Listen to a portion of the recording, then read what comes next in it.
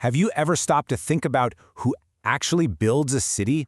I mean, not just the bricks and mortar, but the political and economic foundations of a whole bustling metropolis. Today, in this explainer, we're looking at a completely astonishing piece of history. The physical, cultural, and political foundations of modern-day Dhaka were overwhelmingly shaped by literally just one family. And the wildest part? They weren't even originally from the region. No, they were a family of migrant merchants from Kashmir.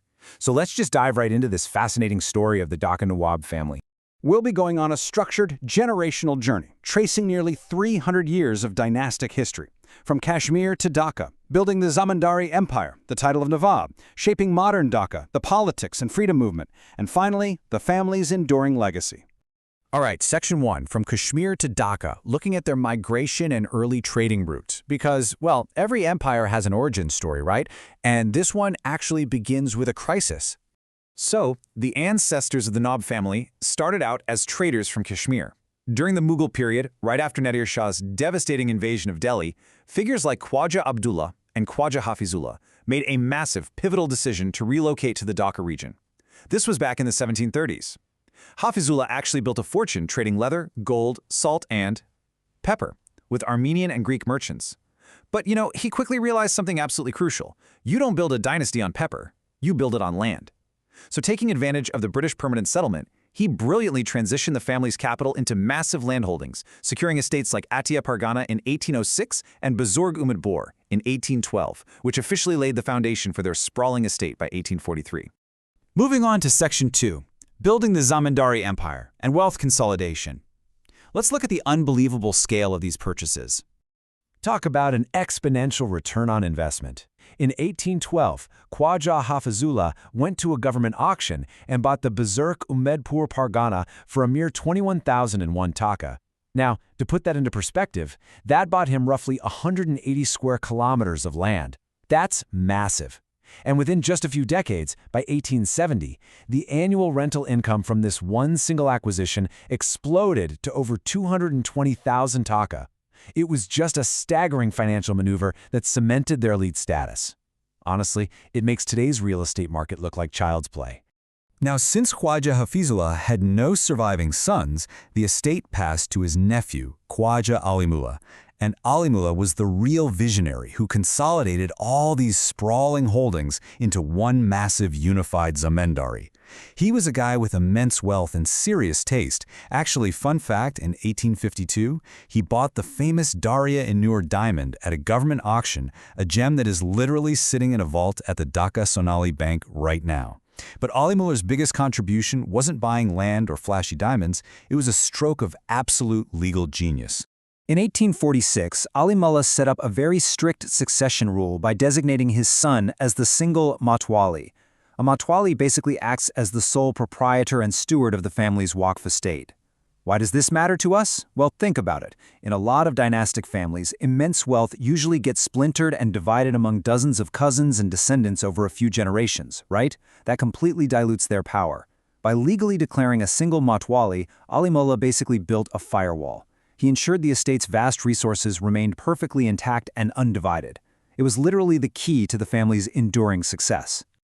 That takes us perfectly into Section 3, the title of Nawab, looking at British recognition and the crest of their power.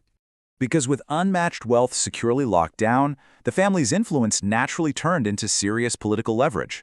Enter Nawab Sir Khwaja Abdul Ghani, Alimullah's son. During the massive geopolitical upheaval of the 1857 Sepoy Rebellion, Abdul Ghani strategically maintained his loyalty to the British Raj. In recognition of that steadfast support, the British government officially bestowed the highly prestigious title of Nawab on him in 1875. And by 1877, they made that title fully hereditary. This was the exact moment the family officially leveled up from wealthy merchants and landlords to internationally recognized nobility.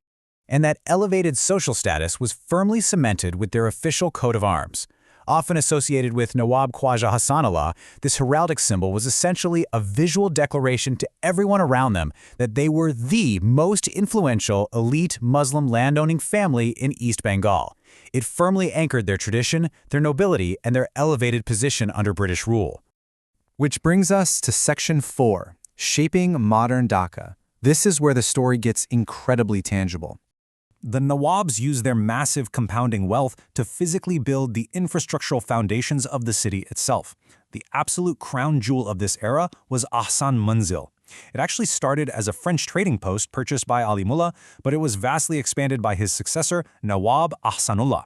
And quick aside, Ahsanullah was also a published Urdu poet writing under the pen name Shaheen, which is pretty cool. Anyway, Ahsan Manzil served as the bustling headquarters for their empire and the glittering epicenter of elite society. Today, it still stands beautifully preserved as a museum, a literal physical reminder of their golden era. But their legacy goes way beyond just a single palace. The Nawab family practically single-handedly modernized the city's infrastructure. Nawab Abdul Ghani introduced the very first pure drinking water works in 1874, and he provided clean water to residents completely free of charge. They brought the first electricity system to Dhaka, they built the Buckland Dam to stop flooding, and they laid the groundwork for premier institutions like the Ahsanullah School of Engineering, which is BUET today, and they heavily funded what would become the Sir Salimullah Medical College. So they weren't just collecting rent. They were city builders in the truest sense of the word. Let's transition into the 20th century with Section 5, Politics and the Freedom Movement, focusing on the massive influence of Nawab Sir Salimullah. Meet Nawab Bahadur Sir Khwaja Salimullah, who is widely considered the greatest Nawab of the entire family. While his predecessors really focused on wealth and building infrastructure, Salimullah dove headfirst into the incredibly turbulent geopolitics of early 20th century South Asia. His actions would end up heavily influencing the socio-political evolution of the entire East Bengal region. In 1906, Salimullah played a primary role in establishing the All India Muslim League right there in Dhaka. He also took a highly active stance in supporting the 1905 partition of Bengal. Now, looking impartially at the historical sources, he championed this to secure better economic and educational opportunities for the local Muslim population of East Bengal. And you know, the data actually backed up his strategy. School attendance rates for Muslims in East Bengal jumped by 35% as a direct result of these maneuvers. He was clearly a highly strategic political operator. But perhaps his most groundbreaking contribution can be summed up by the number you see right here, 600. In 1921, Nawab Salimullah donated an incredible 600 acres of prime real estate alongside a massive amount of funding to establish Dhaka University. It was just a monumental act of philanthropy. It democratized higher education in the region and created an institution that would go on to fundamentally shape the intellectual and political future of the nation.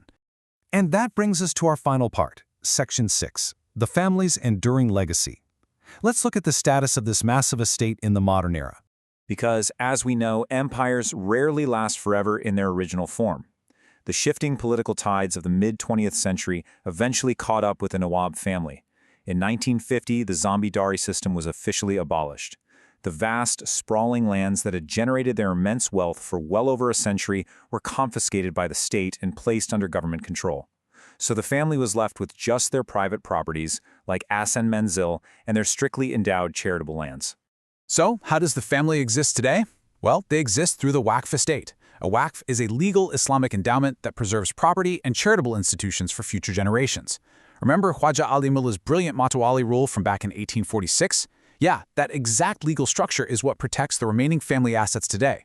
Currently, the estate is overseen by the 9th Nawab, Dr. Khwaja Iqbal Ehsan Ullah, who serves as the Matwali, continuing to supervise the family's historic mosques, orphanages, and educational trusts.